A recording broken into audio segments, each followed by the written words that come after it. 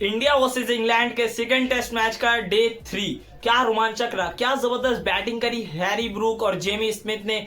और क्या इंडिया का फास्ट बॉलिंग लाइनअप सिर्फ दो फास्ट बॉलर से खेल रहा है, आकाशदीप और मोहम्मद सिराज। तो इन सारी चीजों के ऊपर बात करेंगे।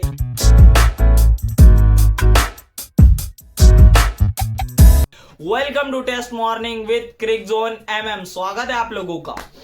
भाई जैसा कि पहले दिन के तीनों सेशंस इंडिया ने जीते थे, दूसरे दिन के भी तीनों सेशंस इंडिया ने जीते थे, बट तीसरे दिन का जो खेल रहा उसमें इंग्लैंड ने शुरू के दो सेशंस जीते, इंडिया ने लास्ट वाला सेशन जीता जिसमें इंग्लैंड को अलाउट भी कर दिया और 64 रन भी लमसम बना दिए। तो इन सारी चीजों में एक चीज बहुत मुझे सबसे ज्यादा खली कि भाई अपने थोड़े से कैचेस जो थे हाफ चांसेस वो सारे अगर पकड़ लिए जाते तो शायद इंडिया के पास भाई 300 रन की लीड होती। और एक और चीज कि जेमी स्मिथ आउट नहीं हुआ है, नॉट आउट गया है। भाई ये बहुत बड़ी चीज है, 184 रन बना के वो बंदा नॉट आउट गया है। तो बहुत अच्छी बैटिंग करी हैरी और जेमी ने, दोनों ने भाई डेंजरस 303 रन की पार्टनरशिप, मतलब जबरदस्त बैटिंग। बट उसके बाद अगर सिराज भाई की बात करी जाए, नहीं पहले आकाशदीप भाई की बात करते। क्या जबरदस्त बॉलिंग करी भाई। पहले दिन तो मतलब कल का दिन खत्म होते होते उसने 2 लुढ़का दिए थे, आज भी भाई 2 लुढ़का दिए और फिर सेकंड न्यू बॉल से। बट जो बॉलिंग करी भाई, मतलब अमेजिंग बॉलिंग भाई। मतलब हैरी ब्रूक को जो बोल्ड मारा है, टॉप ऑफ ड्रीम डिलीवरी होती है किसी की भी बॉलर की भाई, कि बॉलर पिच करे बॉल और बॉल टप्पा खा के अंदर जाता हुआ टॉप ऑफ स्टंप ले जाए, और वो भी एक ऐसे सेट बैट्समैन का जो 150 प्लस रन पे खेल रहा है। तो शानदार बोल्ड था भाई, मजा आ गया वो बोल्ड देख के। और बाकी आकाशदीप ने भाई अच्छी बॉलिंग करी है मेरे हिसाब से। तो बाकी आने वाले मैचेस में यही खेलना चाहिए और किसी को चांस का ही नहीं बनना चाहिए। But Mohammed Siraj, Viv Richard भाई, जो ये बैट्समैन जितने क्लासिक है ना, ये उससे ज्यादा बॉलर क्लासिक है, क्योंकि इनकी जो बॉलिंग है ना भाई, ये जाइंट किलर जो रूट को खत्म कर दिया भाई बंदे ने। मतलब कोई बहुत अच्छा बॉल नहीं था, मिडल लेग का बॉल था, बट जो रूट फ्लिक करने चला गया और ऋषभ पंत के दस्तानों ने, स्पाइडरमैन ने फांदते हुए कैच पकड़ लिया भाई। मजा आ गया वो तो पहले कैच वाला, और उसके बाद नेक्स्ट बॉल भाई अनएक्सपेक्टेड, मतलब कंधे के ऊपर बाउंसर बेन स्टोक को पहली बॉल, और जो बेन स्टोक को करी नहीं गई थी, और बेन स्टोक का एज। तो मतलब सर विव रिचर्ड सिराज को सैल्यूट है भाई, मजा आ गया ये बॉल देख के। तो बेन स्टोक वाला तो भाई अनप्लेवेबल था और कुछ कर ही नहीं पाया बेन स्टोक तो उसके बाद भाई इंडिया की जो तोड़ाई हुई है 2 सेशंस में, मतलब हैरी ब्रूक, जेमी स्मिथ ने जो मारा है, खास करके जेमी स्मिथ, मतलब उस बंदे ने 80 बॉलों में सेंचुरी मार दी, 102 रन की। और मतलब उसने प्रसिद्ध कृष्णा को 1 ओवर में 23 रन मार दिए, वॉशी को मारा, जडेजा को मारा, सबको मारा उस बंदे ने। बट वॉशी, जडेजा और प्रसिद्ध कृष्णा भाई, मतलब मुझे नहीं लग रहा था इंडिया 5 बॉलर के साथ खेल रहा है। मुझे तो यही फील आया कि शायद बस 2 ही हैं। वो 2 शुरू में आए थे, उन्होंने आउट कर लिया, प्रेशर बना दिया। उसके बाद आपके जो 3 बॉलर हैं उन्होंने प्रेशर ही नहीं बनाया, क्रिएट ही नहीं हुआ, और सामने से भी अटैकिंग क्रिकेट खेली जा रही थी जेमी स्मिथ की तरफ से भी। और ठीक है, अभी मतलब पॉजिटिव में है तो ये सारी चीजें नहीं खलती, बट अगर आप लास्ट दिन हो और ऐसी बैटिंग कर जाएं और सिर्फ आपके पास 2 विकल्प हो जो विकेट टेकर हो और बाकी सब मार खा जाएं, तो तब खलता है ये सारी चीजें।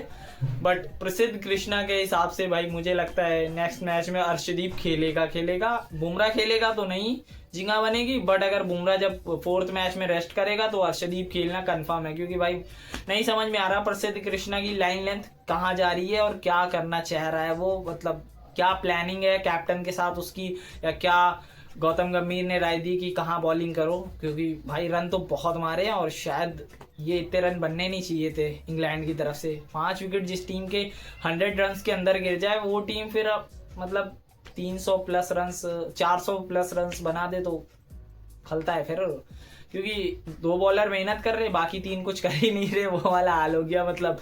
बट मोहम्मद सिराज और आकाशदीप की भाई मैं प्योरली बात करना चाहता हूं इस मैच की, क्योंकि जो बैटिंग करी, जो बॉलिंग करी भाई मोहम्मद सिराज ने और आकाशदीप ने, भाई दोनों ने एक अपने हैंड से प्रेशर बिल्ड करा है अपोनेंट बैटिंग लाइनअप पे। पूरा 20 ओवर करे आकाशदीप ने, टोटल मतलब अगर देखा जाए 20 ओवर करे, 2 मेडन डाले, 88 रन दिए, 4 विकेट लिए भाई।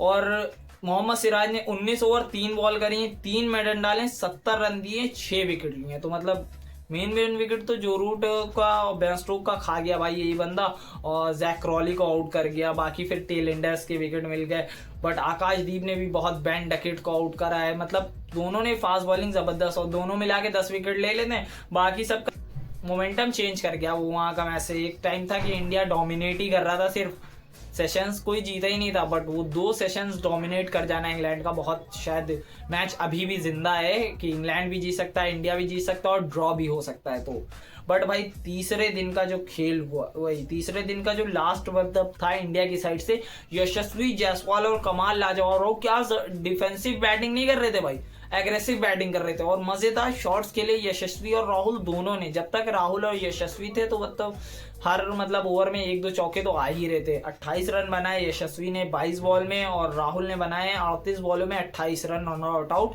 और करुण नायर ने 18 बॉल में 7 रन।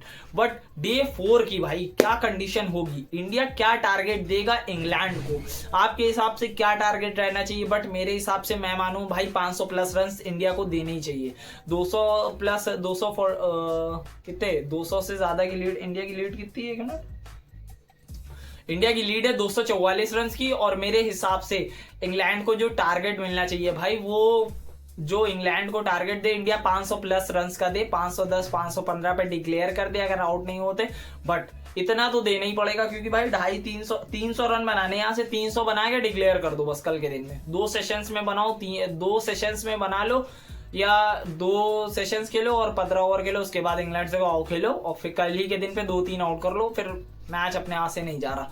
बट अगर कहीं इंग्लैंड का बॉलिंग लाइनअप कल कमबैक कर गया भाई, तो बहुत सारी दिक्कतें हो सकती हैं, क्योंकि अगर इंडिया 400 प्लस से ज्यादा रन इंग्लैंड को देगा तो चांस बनेगा इंडिया का जीतने का। बट क्योंकि इंग्लैंड की अप्रोच ऐसी भाई, वो ड्रॉ करने के लिए जाएंगे नहीं, वो चेस करने जाएंगे या तो फिर आउट हो जाएंगे। तो ये चीज बहुत बड़ा इंपॉर्टेंट रोल प्ले करेगी। कल का दिन का खेल भी बहुत ज्यादा इंपॉर्टेंट होने वाला है, और बहुत मजा आएगा कल के दिन के खेल में भी। कैसी बैटिंग करता है कैप्टन शुभमन गिल, क्योंकि भाई वो पिछले इनिंग्स में 269 रन मार के आ रहा है। बट शुभमन गिल के पहले इनिंग्स में पहला 100 था, सेकंड मैच में दूसरा 100 आ गया पहले इनिंग्स में। बट क्या वो मतलब थर्ड इनिंग में, मैच की थर्ड इनिंग में क्या वो 100 मार सकता है? तो ये सारी चीजें देखने वाली हैं, और बहुत ज्यादा एक्साइटिंग होगा कल का भी दिन। ऋषभ पंत कैसी बैटिंग करेगा, और इंडिया की वहां तक नौबत भी आएगी ऋषभ पंत तक कि नहीं, तो मजेदार रहेगा। करुण नायर के लिए कल का दिन बहुत ज्यादा इंपॉर्टेंट है, तो कल का दिन बहुत रोमांचक होगा, और कल का दिन ही डिसाइड करेगा इंडिया इस टेस्ट मैच को जीतेगा या फिर ड्रॉ होगा, या फिर इंग्लैंड जीतेगा इस टेस्ट मैच को। सारी प्रोबेबिलिटी बनी हुई है भाई। तो मिलते हैं आपसे फिर कल के दिन के बाद। लाइक शेयर एंड सब्सक्राइब जरूर करके जाइए, और भाई सब्सक्राइब करते जाओ, बहुत मजे आने वाला है इस इंग्लैंड टूर पे। तो मिलते हैं आपसे नेक्स्ट वीडियो में।